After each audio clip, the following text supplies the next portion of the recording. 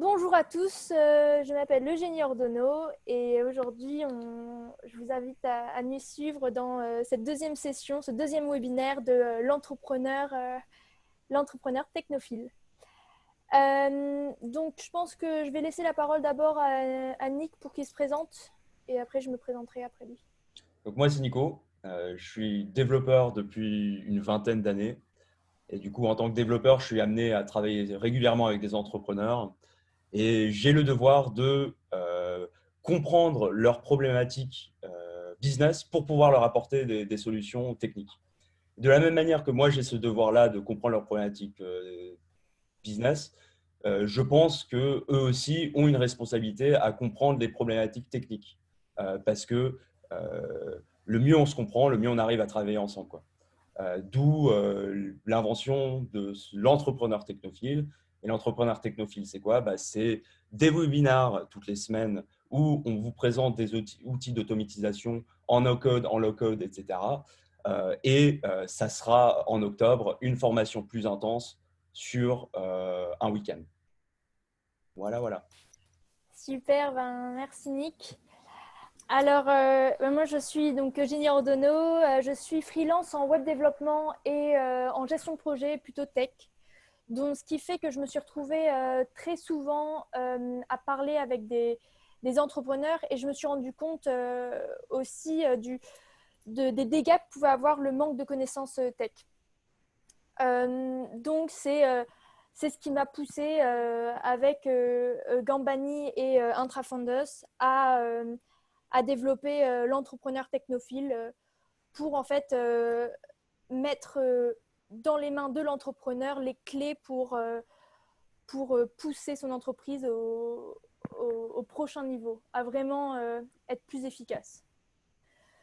Donc, maintenant que nous nous sommes présentés, je vais lancer le partage d'écran. Hop, parfait. Est-ce que vous voyez tous mon écran? C'est bon? Oui, moi je le vois. C'est bon. Et les autres, ils Ok. sont en mute. Donc, Vous pouvez envoyer un message. Hop. Et oui, hein, n'hésitez pas à poser des questions. Euh, Quelqu'un qui a le droit de parler, nous les donnerons, quoi. Ouais. Et puis, de toute façon, on les regardera. Euh, donc, ah oui, je voulais aussi commencer par vous dire que Nick est américain et moi, ça fait 5 ans que j'habite à Londres, donc on fait du franglais. Donc, si à un moment on utilise un mot que vous ne comprenez pas, n'hésitez pas à poser la question. C'est vrai, c'est de temps en temps, on s'en rend même plus compte qu'on utilise des mots. On sait même plus quel mot est anglais, mais quel mot est français. Donc, s'il vous plaît, vraiment, demandez-nous et n'hésitez pas. Donc aujourd'hui, on va parler de comment dompter LinkedIn avec de l'automatisation. Donc pour cela, on va d'abord s'intéresser au fait que pourquoi on choisit LinkedIn, pourquoi on a décidé de s'intéresser à LinkedIn en particulier et pourquoi c'est important d'automatiser LinkedIn. On va ensuite vous présenter les outils qui peuvent vraiment vous aider à dompter LinkedIn. Et ensuite, on vous fera quelques démonstrations. Donc, vous verrez vraiment comment le faire et vous en sortirez en pouvant le faire vous-même. Si on va un peu trop vite pendant les démonstrations, n'hésitez pas, le replay de toute façon sera sur YouTube, donc vous pourrez les revoir. Donc, pourquoi LinkedIn? Donc, pour le monde d'aujourd'hui, LinkedIn est devenu impératif. En effet, tout d'abord, il y a énormément de users sur LinkedIn, ce qui en fait ce qui vous permet en fait d'y trouver beaucoup de potentiels clients. Ensuite, c'est une bonne manière de se faire connaître. Alors en fait, LinkedIn, c'est vraiment un bon réseau social pour commencer. Parce que contrairement à des réseaux sociaux comme Twitter, euh, votre, vos posts ne seront pas, la viralité de vos posts ne sera pas dépendant du nombre de contacts que vous avez. Donc vous pouvez juste avoir commencé et en fait quand même faire des posts avec qui peuvent toucher énormément de gens et au-delà de votre réseau proche. Donc c'est pour ça que c'est très intéressant quand on est un débutant. Et puis, mais aussi, il vous aide, on peut y agrandir son réseau. Et en agrandissant son réseau, on y a accès à beaucoup plus d'opportunités. On peut y trouver son prochain partenaire, son prochain prestataire. Mais après, la question, c'est comment avoir du succès sur LinkedIn. Donc, nous, on a suivi les conseils de Grégoire Gambato, qui est le fondateur de Germinal. Il a fait une vidéo de 10 minutes pour Melsion. On vous la mettra en commentaire, enfin dans le chat. Très très bien, en fait. Il y fait une démonstration courte en fait de comment bien poster sur LinkedIn en prenant en compte l'algorithme LinkedIn. Et donc, alors moi, ce que j'en ai retenu de ces recommandations, c'était publier régulièrement. C'est super important. Le fait que LinkedIn sache que vous publiez à chaque fois au même moment aussi, c'est même, il vous mettra plus en avant parce qu'il saura que vous publiez à ce moment-là. Et puis, pour votre communauté, ça aide, ça rassemble beaucoup qui sachent que le mardi, c'est le jour où vous publiez. Et donc, ils attendent avec impatience votre post et ils peuvent compter sur vous. Donc ainsi, comme je parlais de communauté, il faut l'engager. Et ça passe par faire en sorte qu'ils commentent vos posts, ce qui aide énormément, parce que les commentaires aident énormément, sont très pris en compte par LinkedIn, et donc font en sorte que vos posts aillent au-delà de votre réseau, puisque LinkedIn note vos posts, et s'ils sont bien notés, il va les montrer à plus de gens. Et dans cette note, les commentaires ont une importance extrême. Mais il y a les commentaires, mais il y a aussi envoyer des newsletters par message à votre réseau pour les tenir au courant de ce qui se passe, de vos events et qui se sentent part d'un groupe et part de quelque chose d'un peu plus grand qu'eux, quoi. Donc, il recommande aussi d'agrandir son réseau le plus possible. Et ça, il suggère en particulier de se connecter avec les gens qui ont liké et commenté vos posts. En effet, s'ils ont déjà liké et commenté vos posts, ils ont de l'intérêt pour ce que vous faites. Et donc, ça ne sort pas de l'ordinaire de les inviter, de faire en sorte de se connecter pour pouvoir leur parler plus facilement. C'est des gens très importants. Là, je viens de le faire récemment j'ai eu, rien qu'en faisant ça, j'ai eu un potentiel, quelqu'un qui va potentiellement pouvoir bosser pour moi. Rien qu'en faisant ça. Donc, c'est très important. Excuse-moi, Non, t'inquiète. Ouais, ça peut avoir énormément d'importance et ça peut vous aider à avoir des opportunités que vous n'aurez pas eues autrement. Donc après, vous pouvez aussi poster. On recommande aussi de poster avec votre compte perso, pardon, au lieu du compte de l'entreprise. En effet, on ne sait pas trop pourquoi, mais LinkedIn ne met pas en avant les comptes d'entreprise. Donc voilà, il faut utiliser son compte perso. Mais tout cela, manuellement, ça prend du temps. Alors, il y a deux solutions, hein. Embaucher, mais ça coûte de l'argent, avoir une personne dédiée à cela, ou sinon, vous pouvez automatiser. ça coûte un peu d'argent aussi, mais beaucoup, beaucoup moins. Ouais, beaucoup, beaucoup moins. Donc, pour automatiser, les outils qu'on vous conseille, ce sont Phantom Buster, tout d'abord, qui est équivalent à Zapier, si vous avez déjà utilisé Zapier, dans le sens où ce sont des actions, en fait. Il vous propose des actions à imbriquer les unes dans les autres, mais on va de toute façon vous montrer des exemples de Phantom Buster, vous allez comprendre. Mais c'est vraiment, vous allez faire une action sur LinkedIn et en fait, il va la faire pour vous. Sinon, il y a Prospectin, et c'est différent de Prospectin et de Meet Alfred, qui sont plutôt des CRM.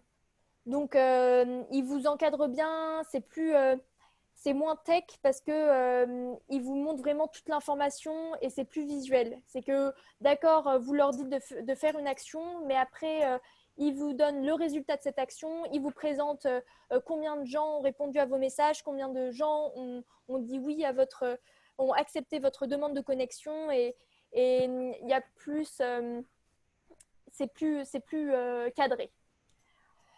Et ensuite, le dernier outil qui peut vous être utile, c'est Hootsuite, qui est en fait vous permet de planifier vos posts à l'avance. Et ce qui est pas mal parce que ça vous permet de ne pas devoir être là au moment où vous voulez poster et vous pouvez faire ça en une fois par semaine. Vous y passez 1 heure et vous préparez tous vos posts de la semaine. Le seul bémol de Hootsuite, c'est que les tags sont un peu compliqués. Ils ne marchent pas toujours. Donc, Donc, ça, c'est qu'est-ce que c'est qu'un tag, Eugénie? un tag. Donc, c'est quand sur LinkedIn, vous mettez un arrobase avant le nom de quelqu'un et donc la personne recevra une notification que vous avez posté en le mentionnant. C'est mentionner la personne en fait dans votre post. Et ça marche bien, ça aussi, du coup. Donc, c'est Ouais, vrai que ouais, c'est dommage que HotSuite, ce truc-là, ça marche pas trop ouais. bien. Mais ouais, ça marche très bien pour vous donner des meilleures notes sur vos posts si la personne répond en likant et en commentant. Alors là, mais si la personne ne commente pas et ne réagit pas, c'est pas incroyable. Donc voilà, donc nous on va vous faire 2 démonstrations, une sur Phantom Buster, non, 2 sur Phantom Buster et 2 sur Prospecting. Et on va commencer par Phantom Buster. Donc comme je vous disais, Phantom Buster c'est vraiment des actions. Il vous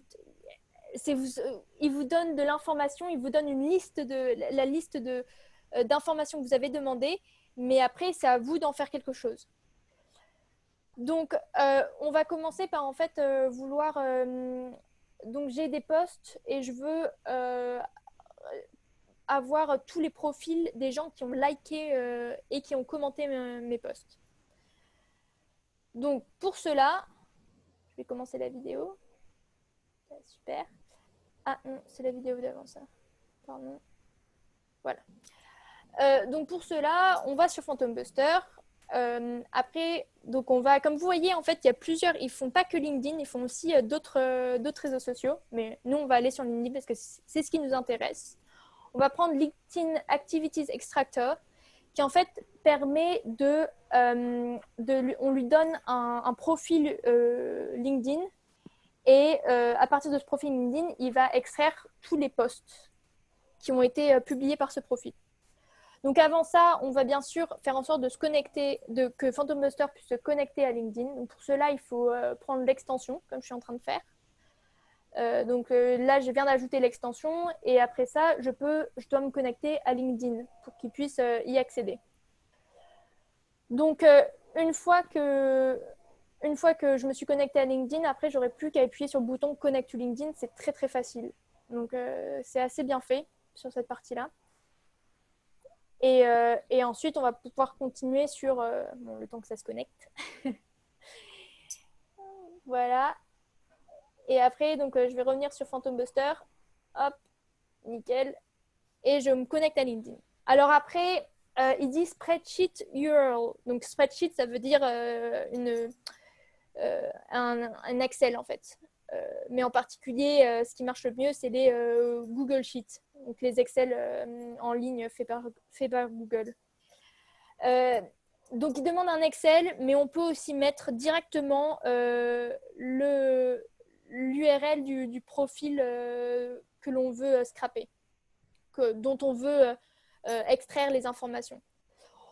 Donc, on pourrait mettre aussi un lien vers une Google Sheet, mais en fait, la Google Sheet, dans le sens où ça vous permettrait de mettre une liste de profils. C'est si vous vouliez extraire les posts de plusieurs profils à la fois. Là, ce n'est pas nécessaire. Alors, je vous montre aussi qu'il y a une très très bonne documentation sur sur Phantom Buster avec des images, c'est très très clair et très bien fait. Et donc, si vous êtes perdu à un moment, il y a aussi de la documentation. Euh, mais là, donc, on va prendre, en fait, on va ajouter le lien de mon profil. Donc, je vais sur mon profil, je prends l'URL et je vais la mettre à cet endroit-là. Comme ça, c'est le seul profil dont il va extraire les posts. Alors en dessous, c'est la colonne name. C'est si j'avais pris un Google Sheet pour lui dire dans quelle colonne sont en fait les profils URL. Et ça, on n'en a pas besoin parce qu'on n'utilise pas. Après, vous voyez, je fais only scrape post. Donc, je prends juste les posts. Vous pourriez aussi prendre toute l'activité du profil, mais là, c'est pas très intéressant. Donc, les settings, j'ai pris en. C'est passé un peu vite, mais je l'ai mis en manuel parce que comme ça, c'est moi qui le lance. Mais vous pourriez aussi l'avoir mis en automatique. Et en automatique, par exemple, en lui demandant de le faire d'être lancé en fait tous les jours, tous les matins, ou un truc comme ça. C'est une bonne solution. Comme ça, encore une fois, vous n'avez pas à y penser et il le fait pour vous. Donc ça vous donne, là c'est en train de runner, ça prend un peu de temps, mais ça ne devrait pas prendre trop de temps parce que à ce moment-là, je n'avais qu'un post sur mon profil parce que moi j'utilise plutôt les profils de mes clients pour les LinkedIn. Donc là, après, donc j'ai downloadé le CSV qui en a résulté. Et après avoir téléchargé le CSV, maintenant je l'importe dans la Google Sheet. Donc vous voyez, j'ai gardé les paramètres par défaut et ça me permet d'avoir les informations qui sont mises dans ma Google Sheet. Donc là, vous voyez, on a post URL, donc ça me donne l'URL qui est vraiment l'information importante, l'URL de mon post, et qu'on va réutiliser après. Donc, en effet, parce que maintenant, la prochaine étape, c'est d'utiliser un autre fantôme. Donc, les fantômes, c'est les blocs dans Phantom Buster. Un autre fantôme pour, à partir de l'URL de mon post, d'avoir tous les gens qui ont liké ce post. Donc voilà, on y retourne. Maintenant, on retourne dans Fantôme LinkedIn et on va chercher le fantôme. Donc c'est un fantôme différent, c'est les post likers. De même qu'avant, on va se connecter à LinkedIn et là, on va mettre en fait le lien de la Google Sheet. Donc comme je vous parlais de la Google Sheet avant, là, on va le mettre en pratique. On prend le lien comme ça copier, mais en fait, là, je l'avais mis en limité, ce qui n'est pas bon. Il faut le mettre, je vais le changer. Et il faut ne pas oublier le mettre que c'est disponible pour tous les utilisateurs disposant du lien. Voilà, on a ce lien qui permet d'accéder au Google Sheet. Alors, on va chercher le nom de la colonne parce qu'on est sur un Excel.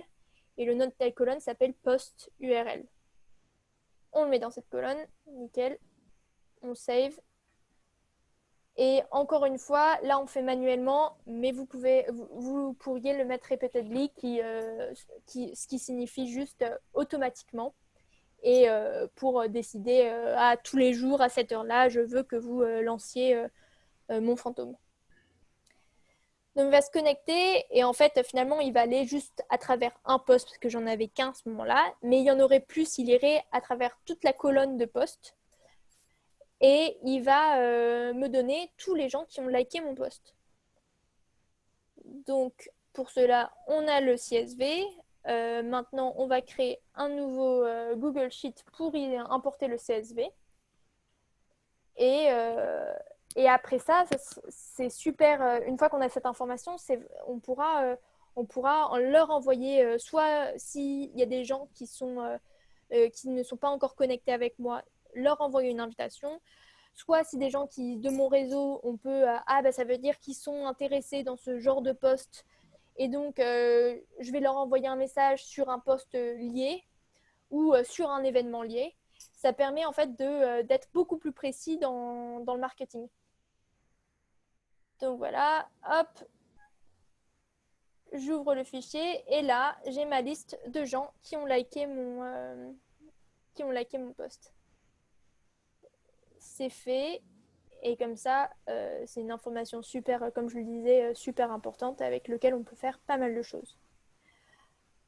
Donc voilà, alors maintenant, on va passer à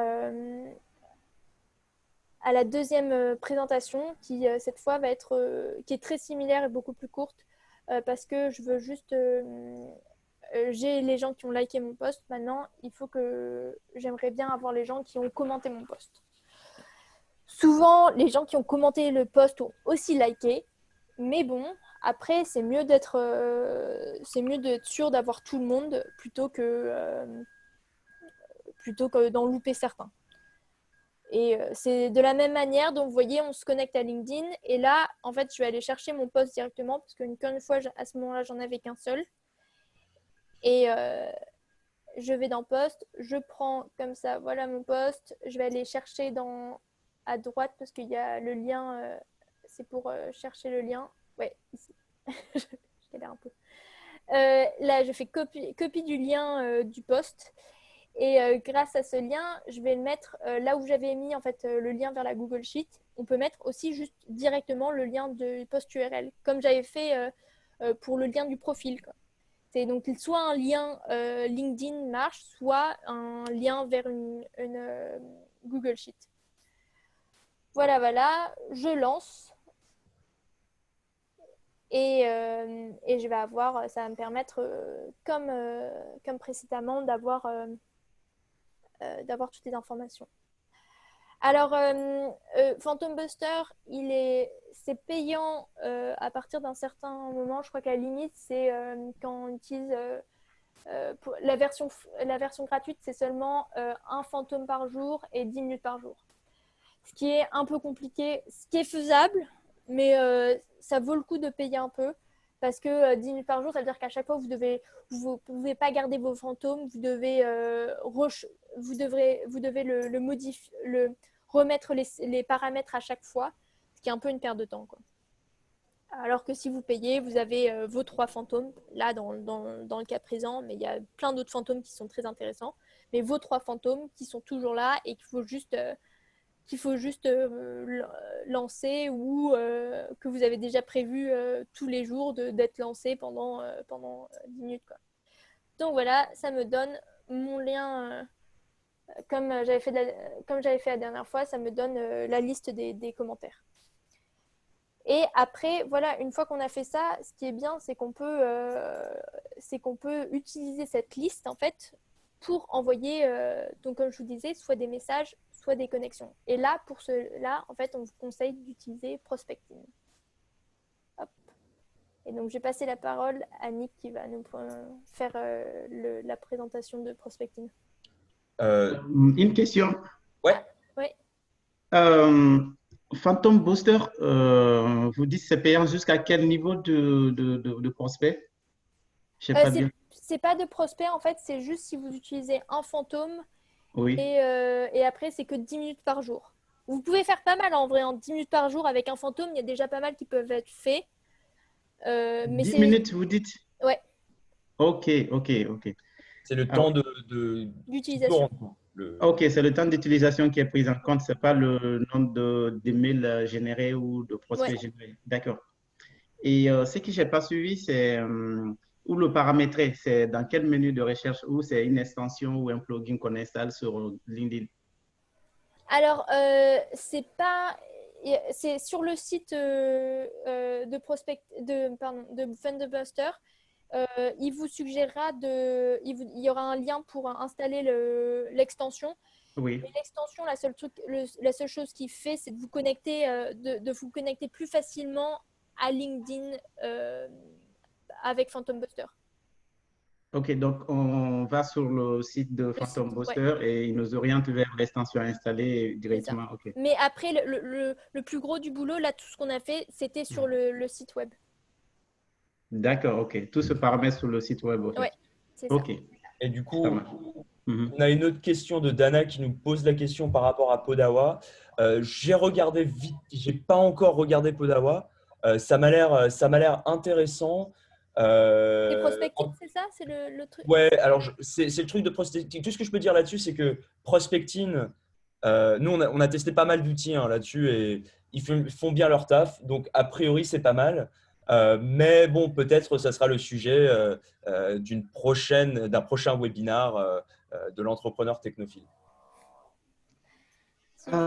S'il vous plaît, les deux précédents, c'est pas, il y a eu deux précédents webinaires que j'ai pas suivis. Est-ce que je peux avoir les liens ou c'est sur la page YouTube?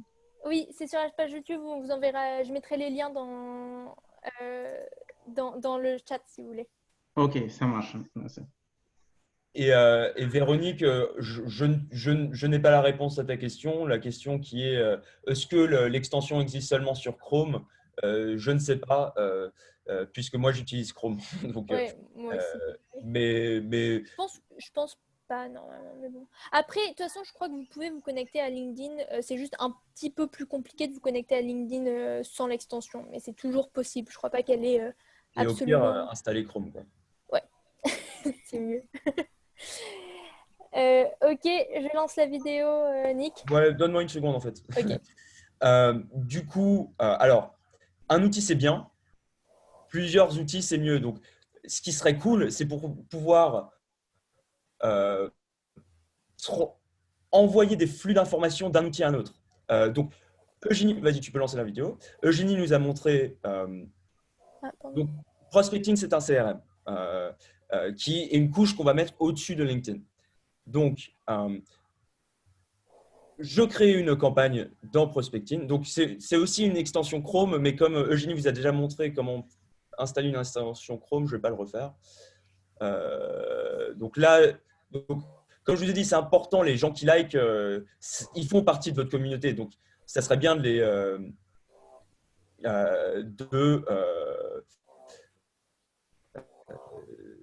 les inviter, quoi. Et d'ailleurs, en faisant cette vidéo, j'ai eu des résultats, quoi. Donc, ça marche bien. Donc, voici, vous voyez le CSV généré par Eugénie, généré par Phantom Buster. Donc, on va prendre ce CSV et on va tout simplement l'importer dans Prospecting. Alors, donc, comme je fais la démonstration là, vous allez voir de toute façon. Hop, j'importe. 20 URL ont été détectées, donc c'est très très simple. Hein. Il voit toutes les URL. Et là, vous voyez la Progressport à côté. Alors, pourquoi ça a importé qu'une seule personne? Ça, c'est intéressant, simplement parce que ces gens sont déjà dans le CRM. Et du coup, ça, c'est un truc que fait très bien Prospecting, que ne fait pas forcément les autres, c'est qu'ils ne te permettent pas d'emporter plusieurs fois les mêmes contacts dans le CRM. Parce que le problème, ça serait si ils étaient importés par campagne, eh bien, ça serait on pourrait avoir tendance à spammer les gens. Parce que s'ils étaient sur plusieurs campagnes, eh bien, on aurait tendance à… on pourrait leur envoyer trop de messages, quoi. Voilà. Est-ce que juste ça, c'est clair? Je vais montrer plus, hein, mais oui, je pense que c'est clair, non? Ouais, si personne répond, je vais dire que oui. On peut y aller, Eugénie.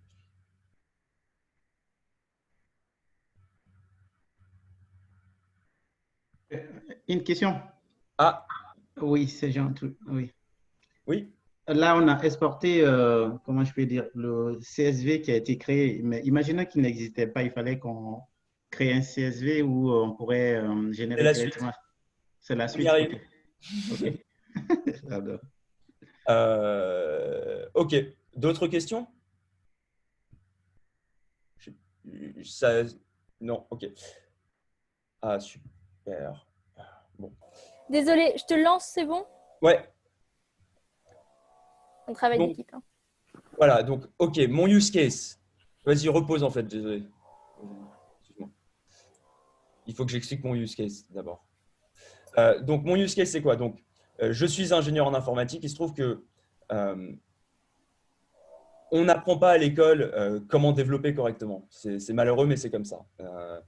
Et du coup, pour faciliter ma vie d'entrepreneur et de tech lead, le plus les gens sont au courant des best practices dans le développement, le mieux. Donc j'ai la nécessité de fédérer une communauté pour leur distribuer les informations par rapport à comment faire du développement informatique correctement.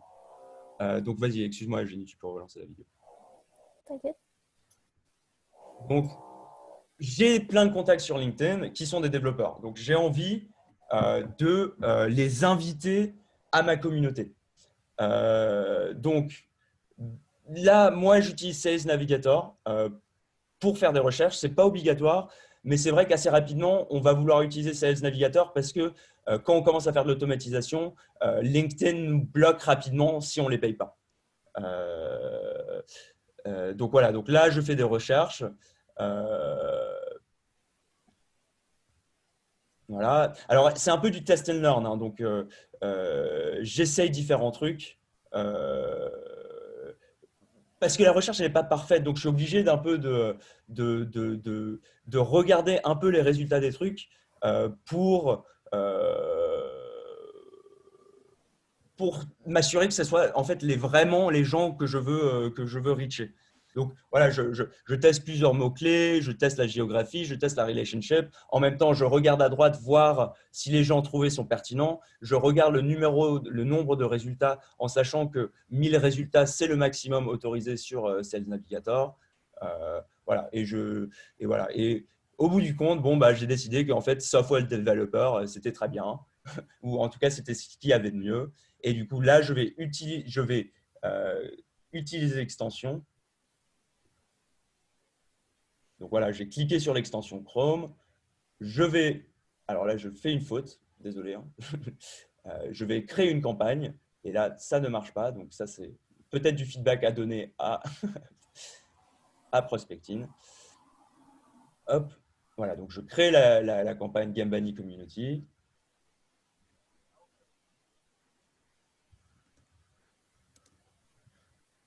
Et je commence à importer les contacts depuis cette page-là dans Prospecting. Donc ensuite, bon, je vais vouloir envoyer un message. Donc, ça serait bien d'écrire le message que je vais vouloir envoyer à mes connexions. Alors là, j'ai choisi les First Degree Connection parce que c'est les seuls gens à qui on a le droit d'envoyer des messages sans payer. Donc, message, hop, je vais créer un message.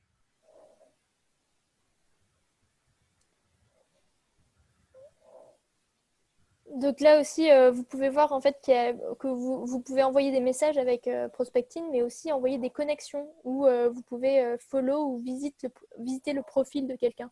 Parce que c'est pas mal, avant d'envoyer une connexion, de visiter d'abord le profil d'une personne. C'est un peu moins abrupt et les gens vous repèrent déjà parce que ils voient que vous avez visité leur profil. Et du coup, voilà, donc là, on peut personnaliser le message en disant salut, le nom de la personne. Voilà, en cliquant ça. Et du coup, forcément, voilà. Donc, on regarde à gauche, on a 52 profils à importer. Là, vous voyez, c'est à 7%. Ça prend du temps, hein. Donc là, c'est le moment d'aller boire un café ou d'aller faire autre chose, travailler sur une autre tâche. Ah, bah là, ça allait très vite, mais on a triché. Donc, ça a coupé. Enfin, voilà, j'ai coupé. Donc voilà, on va finir d'importer les trucs. Et donc, vous voyez à gauche, hein, on a des filtres. Là, vous voyez statut, message, reply. Donc, ça nous permet de filtrer les gens d'une campagne pour encore plus cibler. Par exemple, les gens qui ont dit oui à nos connexions, les gens qui ont répondu à nos messages. Enfin, voilà, ça nous permet de filtrer, quoi. Et voilà. Et c'est pertinent aussi. Parce que oui, c'est sûr que si à un moment vous arrivez et que vous avez énormément de gens qui vous envoient des messages, pouvoir dire ah bah leur répondre automatiquement au moins au début pour les premiers messages, et bah, ça aide vraiment parce que répondre à votre communauté, c'est super important.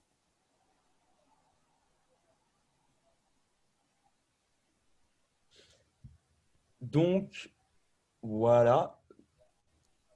Donc, voilà, enfin, là, je vous montre les filtres du coup. Hein. Message send, pas envoyé. Est-ce qu'ils ont répondu? Et là, du coup, pour envoyer le message, je clique une fois pour sélectionner les 100 premiers. Et si je clique deux fois sur la checkbox, et ben, ça me sélectionne tout le monde. Donc, forcément, avant d'envoyer le message, il faut vérifier que je n'ai pas fait de faute. Et comme il y a deux liens, ça serait dommage d'envoyer un truc avec des liens mauvais. Bon, a priori, ce lien, il fonctionne. Et le deuxième, est-ce qu'il fonctionne?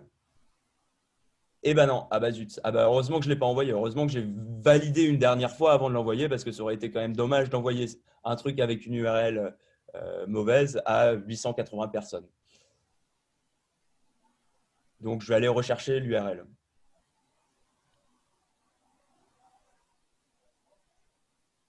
Hop, voilà. Alors, c'est quelle vidéo?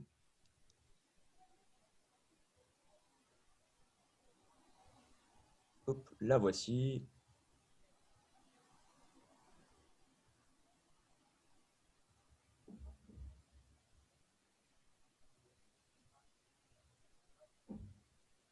J'étais un peu lent ce jour-là, hein, je m'en excuse.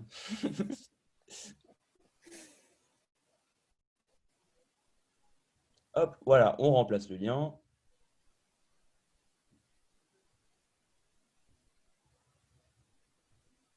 On vérifie une dernière fois. On update. OK, on est prêt à lancer le truc. On clique sur Send. Voilà, là, les actions elles progressent. On voit qu'il est en train de queuer les messages à envoyer. Du coup, ce qui serait cool, donc on va regarder déjà. Donc là, c'est la queue. Donc en gros, Prospecting peut pas faire des throttle les actions que tu prends régulièrement. Et voilà, il te dit toutes les actions que tu as prises, ça va prendre 7 jours pour les faire. Et ce qui est cool aussi, c'est que quand il n'y a plus d'actions dans la queue, Prospecting est très gentil et t'envoie un message en disant ah bah tu n'as plus d'actions dans ta queue, quoi. Donc c'est cool. Et du coup, allez, une dernière petite validation pour vérifier que effectivement on est en train d'envoyer des messages. Et vous voyez que on est en train d'envoyer des messages. Voilà. Voilà. Alors, merci beaucoup, Nick. Notre conclusion de cette présentation, c'est que on vous conseille de ne pas dépenser votre énergie sur quelque chose qui peut être automatisé. Le but, c'est que vous vous concentriez sur les tâches qui ont vraiment besoin de vous, pas ces tâches-là répétitives et qu'un ordinateur peut faire. Le deuxième point est qu'il faut combiner les outils. Par exemple, Phantom Buster en fait peut aussi envoyer des messages, ou envoyer des demandes de connexion. Mais en fait, Prospecting est beaucoup plus clair et beaucoup plus simple d'utilisation pour cet aspect-là. Et donc, c'est pas mal en fait d'utiliser ce que Phantom Buster est le seul à pouvoir faire, ce qui est récupérer les posts ou récupérer les URL des gens qui ont liké et pour le passer à Prospecting. Et en fait, ça permet de faire des outils bien plus, au final, d'être bien plus efficace et bien plus fort dans ce qu'on fait. Ensuite, bien sûr, comme je vous l'ai dit déjà, Phantom Buster, il fait aussi d'autres fonctions. Ils peuvent aussi faire tout ça, enfin, vous aider à faire du marketing sur d'autres réseaux sociaux, comme Facebook ou Twitter ou même Instagram. Donc si ça vous intéresse, n'hésitez pas à nous le dire parce qu'on prend vos suggestions. Le but, c'est vraiment de vous aider. Et donc, si on a besoin de vous pour que vous nous disiez ce qui vous intéresse et ce qui est vraiment nécessaire pour vous, Alors, pour que vous deveniez un entrepreneur technophile. Sébastien, une question. Est-ce que Prospecting permet aussi de récupérer les adresses email des profils LinkedIn? Je ne suis pas sûr, mais de toute façon, je ne suis pas sûr que ça soit la best practice parce que les gens sur LinkedIn, ils vous ont accepté sur LinkedIn. Ils n'ont pas accepté que vous leur envoyiez des emails. Donc, pour moi, on peut utiliser LinkedIn de la même manière qu'on utiliserait une liste de mails. Et du coup, comme ils ont accepté ça, bah, on les envoie. À mon avis, on devrait leur envoyer directement dans LinkedIn. Parce que en acceptant votre invitation, c'est ça qu'ils ont accepté. Ils ont accepté que vous communiquiez avec eux, mais seulement à travers LinkedIn. Voilà. Et puis, voilà. Est-ce qu'il y a d'autres questions? Voilà. Oui, oui, c'est Jean, je veux poser une question.